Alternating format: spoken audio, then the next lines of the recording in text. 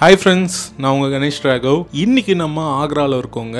ஆக்ராவில் முகல் சாம்ராஜ்யத்தில் இந்து மக்கள் கூட ஓகேப்பா இவர் நல்லவர் அப்படின்னு நம்பக்கூடிய சொல்லக்கூடிய ஒரு மாபெரும் அரசருடைய சமாதிக்கு போகிறோங்க. யார் அவர் அப்படின்னு கேட்டிங்கன்னா ஜலாலுதீன் முகமது அக்பருங்க.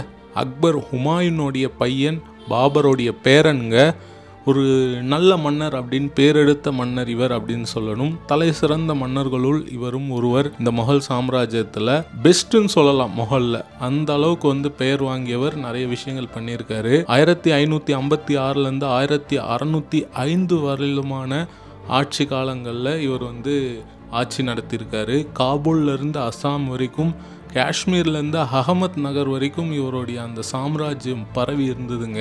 இவர் ஆக்ரா ஃபோர்ட்டை திருப்பி கட்டினாரு. ஃபத்தேபூர் சிக்ரின்னு ஒரு தலைநகரை உருவாக்கினாருங்க. இந்த மாதிரி நிறைய விஷயங்கள் இவருடைய ஆட்சி காலத்தில் பண்ணியிருக்காரு. இந்த இடம் இவருடைய சமாதி மௌசலம் அப்படின்னு சொல்லுவாங்க. சமாதி சுற்றி கட்டப்படுற ஒரு கட்டிடம் அப்படின்னு சொல்லலாம். அதெல்லாம் ரொம்ப அழகாக முகல் சாம்ராஜ்யத்தில் கட்டியிருந்தாங்க. இதில் இந்த இடத்த அக்பரே தேர்ந்தெடுத்து பஹிஸ்தாபாத் அப்படின்னு சொல்கிறாங்க. அதாவது ஒரு சொர்க்கம் மாதிரியான ஒரு இடம், யமுனை ஆற்றங்கரையில் இருக்கிற ஒரு இடம். இந்த இடத்தோடைய பேர் சிக்கந்திரா அப்படின்னு சொல்கிறாங்க.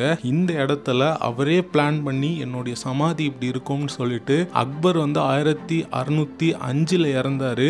அதுக்கு முன்னாடியே இதை கட்ட ஸ்டார்ட் பண்ணிட்டாங்க.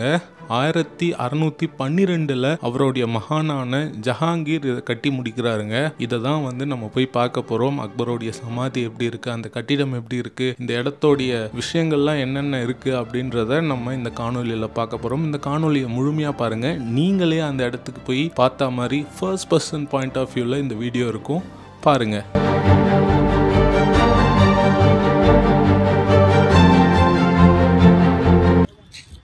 இதுதாங்க அக்பரோடைய சமாதி அப்படின்னு சொல்லணும். இதை அவரே டிசைன் பண்ணாரு அவர் சாவறதுக்கு முன்னாடி. அது ஒரு பெரிய விஷயம்.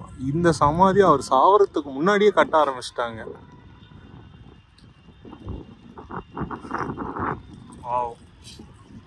பெருசா இருக்குங்க. இதெல்லாம் பெயிண்டிங்னு நம்ம நினைப்போம். ஆனால் பெயிண்டிங் கிடையாது எதுவுமே. எல்லாமே கல், டிஃப்ரெண்ட் கலர் கல்லுகளை டிஃப்ரெண்ட் கண்ட்ரீஸ்லேருந்து கொண்டு இதை கட்டியிருக்காங்க. உள்ள போகலாம் நம்ம. ஒரு சின்ன கேட் இருக்குங்க, அழகா சின்ன கேட், ரொம்ப அழகா இருக்கு.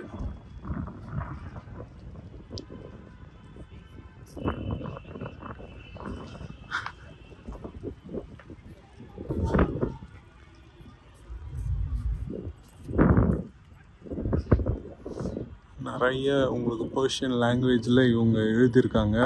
இந்த கல்வெட்டுகளில் என்ன சிறப்புனா, கீழே இருந்து அப்படியே வி ஷேப்பில் இது பெருசாகிட்டே போகும். ஆனால் நம்மளுக்கு தெரியாது. அப்படி வி ஷேப்பில் பெருசாகிட்டே போனால் தான் நம்ம கண்ணுக்கு தெரியும்னு இவங்க இந்த மாதிரி பண்ணியிருக்காங்க.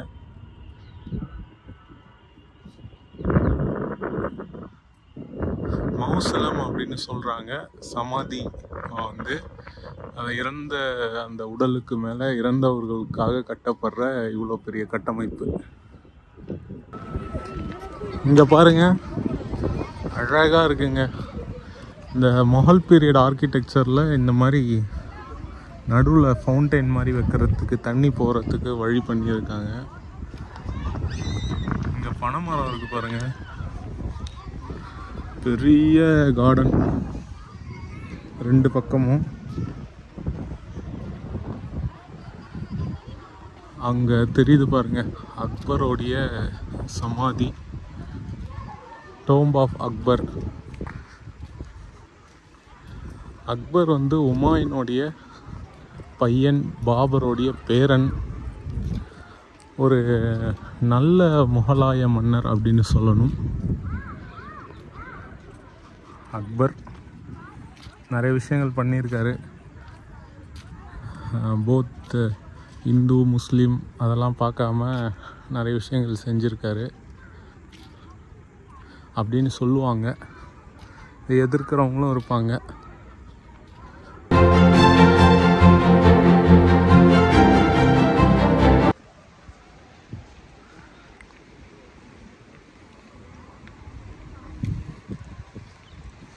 இங்கே ஒரு தொட்டி இருந்திருக்கு பாருங்க.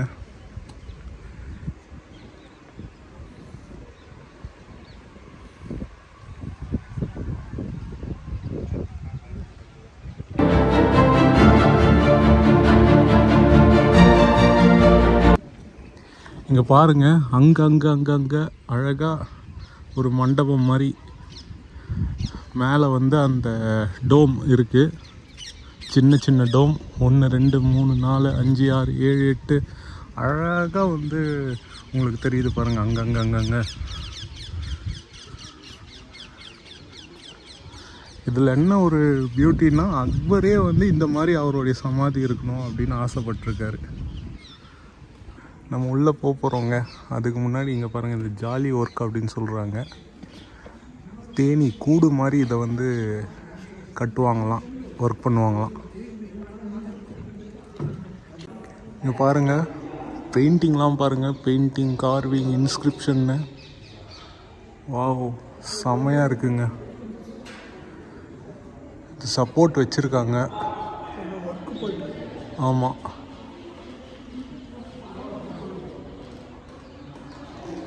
வாவ், செம்மையாக இருக்குங்க.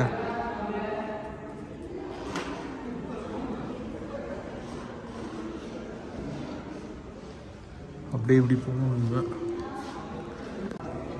இங்கே பாருங்கள், அப்படியே கீழே இறங்கி போகுதுங்க. நேராக அக்பரோடைய சமாதி இருக்குது.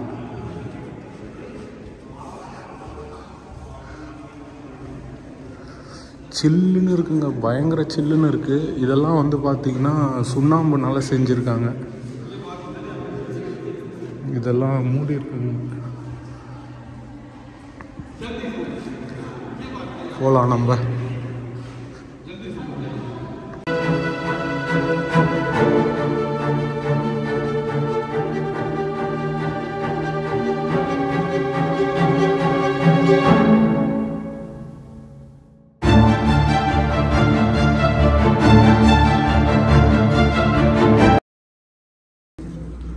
இங்கே ஒரு சமாதி இருக்குங்க. 3 பேர் இருக்கீங்க.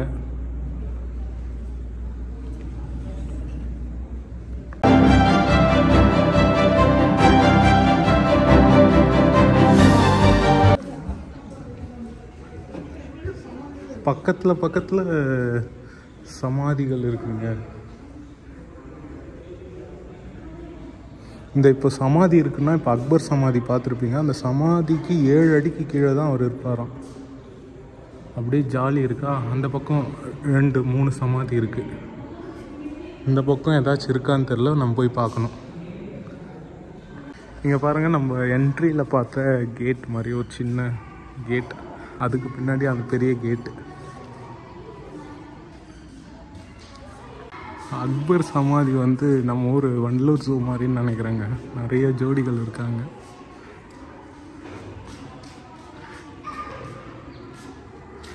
நிறைய இருக்காங்க.